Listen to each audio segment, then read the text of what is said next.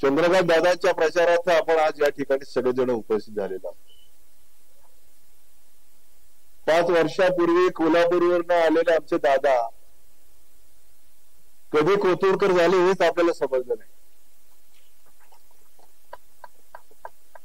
माणूस आपल्या कर्तृत्वाने मोठा होत असतो, एक लक्षात घ्या. दादांमध्ये माणसं जोडण्याचा जो गुण आहे, ज्ञानेश्वर माऊलीने सांगितलं की माणसांनी माणसावरती प्रेम करावं, आणि तेच काम दादा या ठिकाणी या संपूर्ण पुणे शहरामध्ये करतायत असं म्हटलं तरी काही चुकीचं ठरणार नाही. कुठलाही माणूस त्यांच्या जवळ गेला तो दादामय होतो, कारण की त्यांची कामाची जी पद्धत आहे, समाजाच्या शेवटच्या घटकापर्यंत आपण त्याला न्याय देण्याची भूमिका ही दादांची आजपर्यंत राहिलेली आहे. दादा, ही उपस्थिती तुमच्या विजयाची नांदी आहे असं म्हटलं तरी काही चुकीचं ठरणार नाही. मुरली अण्णा मोहोळ या कोथरूड मतदारसंघामध्ये साधारण त्यांना 75 ते 77 हजाराचं लीड मिळालं, पण दादा तुमचं लीड हे 1 लाखाच्या पुढे गेल्याशिवाय राहणार नाही हा शब्द तुम्हाला या ठिकाणी देतो. तुमच्या विजयामध्ये राष्ट्रवादी काँग्रेस पक्षाचा मोठा वाटा असणार आहे, कारण की मला माझ्या कामावरती विश्वास आहे आणि तुम्हाला तुमच्या कामावरती विश्वास आहे. जे काम तुमच्या जीवनक्रमामध्ये तुम्ही करताय, राज्य शासनाच्या माध्यमातून ज्या योजना तुम्ही या ठिकाणी राबवण्याचा संकल्प केला, मग लाडकी बहीणची योजना असू द्यात,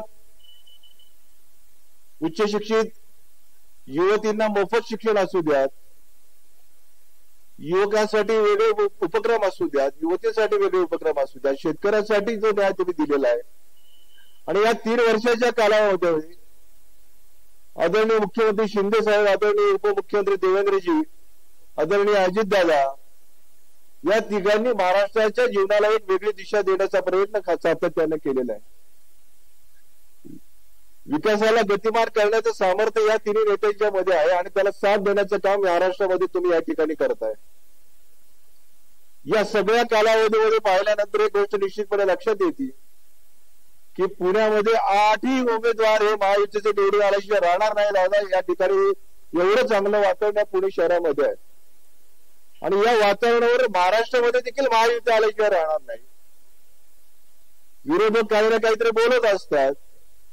आज पवार साहेबांचं एक मोठं व्याख्यान टाईप करून आलेलं आहे सकाळमध्ये सगळ्या वर्तमानपत्रामध्ये. मला वाटतं दादा त्याला एक उत्तर आपल्या मागचं जाणं खूप गरजेचं आहे. मी किती चांगला आहे, मी किती छान आहे हे सगळं दाखवण्यापेक्षा तुम्ही या संपूर्ण तुमच्या आयुष्यभराच्या कालावधीमध्ये जीवनक्रमामध्ये नक्की समाजाला काय देण्याचं काम केलं हे देखील शोधण्याचा प्रयत्न आपण या निमित्तानं करायला पाहिजे. पवार साहेब निश्चितपणाने मोठे आहेत, परंतु विचारण्याची क्षमता ही आपल्यामध्ये देखील असणं अत्यंत आवश्यक आहे. कुठलंही काम करत असताना महाराष्ट्राच्या जीवनक्रमाला वेगळी दिशा देण्याचं काम जर कोण करत असेल तर त्याला विचारण्याचं सामर्थ्य देखील आपण आपल्यामध्ये ठेवणं अत्यंत गरजेचं आहे. या ठिकाणी गडकरी साहेबांची सभेचं आयोजन आपण केलेलं आहे. गडकरी साहेबांनी पुण्याच्या विकासाला गतिमान करण्याचं काम खऱ्या अर्थानं केलेलं आहे. या देशाच्या वाहतूक व्यवस्थापनाला मजबूत करण्याचं काम आपल्या आयुष्यामध्ये केलेलं आहे. आणि हे सगळं करत असताना चांदणी चौक सारखा एक मोठा प्रश्न अनेक वर्ष प्रलंबित होता, तो आदरणीय गडकरी साहेबांच्या आणि चंद्रकांत दादाच्या प्रयत्नामुळे मार्गी लागला, आणि त्यामुळे कोथरूडचं वाहतूक व्यवस्थापन चांगलं झालं. हे आपण कधी विसरता कामा नये. या कामाच्या माध्यमातून ज्यावेळी समाजासमोर ही मंडळी जातात ती समाजाचं देखील एक देणं लागतं. या निवडणुकीच्या निमित्तानं कोथरूडमधील नागरिकांना मी आवाहन करू इच्छितो की दादांच्या पाठीशी आपण उभे राहा. आपण कोथरूडला फास्टेस्ट डेव्हलपमेंट म्हणून गिनीज बुक मध्ये कोथरूडची नोंद झाली, परंतु पुढच्या उमेदवाराचं डिपॉझिट दादा घालवल्याशिवाय राहणार नाही हे तुम्हाला आजच्या दिवसाच्या निमित्तानं सांग. आता मी माझ्या जीवनक्रमामध्ये 40 वर्ष मी काम करतो, परंतु दादा तुमची कोथरूडकरांमध्ये असणारी जी लोकप्रियता आहे, जनमानसामध्ये असणारी तुमची जी इमेज आहे, सर्वसामान्य माणसाकरता तुम्ही जे काम करताय त्या कामाची पावती तुम्हाला या निवडणुकीच्या निमित्तानं या ठिकाणी मिळणार आहे. जावडेकर साहेब या व्यासपीठावर या देशाचे केंद्रीय मंत्री म्हणून त्यांनी काम पाहिलेले, अतिशय साधा आणि सरळ माणूस, म्हणजे मंत्री असताना देखील अतिशय शांत स्वभावाने त्यांनी संपूर्ण देशामध्ये जे चांगलं काम केलं, त्या कामामुळेच या ठिकाणी माणसं आपल्या जीवनक्रमामध्ये मोठी होत असतात। एक छोटस उदाहरण मला या ठिकाणी द्यायचंय की आपल्या देशाच्या पंतप्रधान आदरणीय मोदी साहेब यांनी संपूर्ण वातावरण या देशामध्ये एक वेगळं दाखवण्याचा प्रयत्न करत असताना पुण्यामध्ये सभा जी झालेली आहे ती पुणेकरांना ताकद देण्याकरता मोदी साहेबांनी ही सभा केली आणि या निमित्ताने त्यांनी सांगितले की पुण्याच्या विकासाला गतिमान करण्याचं काम आम्ही मंडळी इथून पुढच्या कालावधीमध्ये करणार आहोत आणि पंतप्रधान जे बोलतात ते करून दाखवतात। एक उदाहरण द्यायचं झालं साधारण की नम्रता कशी असती, दादांच्या नम्रतेला मी या ठिकाणी सलाम करतो की महाराष्ट्रामध्ये बापूसाहेब काळजाते आणि प्रतिभाताई पाटील यांची एक निवडणूक झाली दादा, दोन्ही अतिशय प्रभावी होते। बापूसाहेब काळजाते चांगले वक्ते देखील होते आणि प्रतिभाताई देखील चांगल्या वक्त्या होत्या। निवडणूक अतिशय अटीतटीची झाली,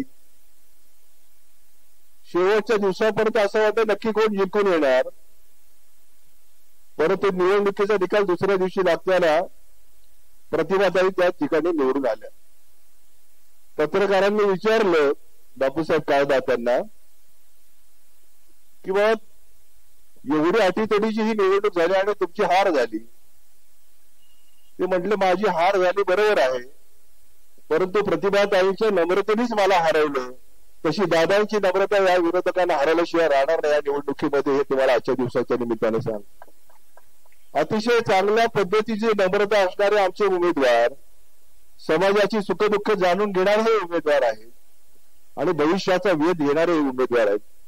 त्यामुळे अशा उमेदवाराच्या पाठीशी त्याची पाठराखण करण्याचं काम, त्यांना आशीर्वाद देण्याचं काम, त्यांना सदिच्छा देण्याचं काम आपण कोथरूडकरांनी करावं एवढी विनंती या कार्यक्रमाच्या निमित्तानं करतो। आणि येत्या 20 तारखेला कमळाच्या चित्रापुढचं चिन्ह दाबून, बटन दाबून आपण दादांना विधानसभेमध्ये परत मंत्री म्हणून पाहण्याची संधी घालवू नका, कारण की या महाराष्ट्रामध्ये ज्येष्ठ मंत्र्यांमध्ये पहिल्या 5 जणांमध्ये चंद्रकांत दादांचं नाव असणारे याची जाणीव आपल्याला प्रत्येकाला असणं अत्यंत आवश्यक आहे। दादांचं कामच या ठिकाणी त्यांना खऱ्या अर्थानं महाराष्ट्राच्या मंत्रिमंडळाने भाजपचे या ठिकाणी अध्यक्ष म्हणून महाराष्ट्राचं काम केलेलं आहे, मंत्री महोदय म्हणून काम केलं, पुण्याचे पालकमंत्री म्हणून केलेले, आता सोलापूरचे पालकमंत्री आहेत। एवढ्या कामाचा आढावा घेत असताना दादांनी केलेल्या कामाची पावती आपण या मंडळींनी या निवडणुकीच्या निमित्तानं द्यावी, एवढंच या प्रसंगाच्या निमित्तानं बोलतो आणि माझ्या शब्दाला विराम देतो। धन्यवाद।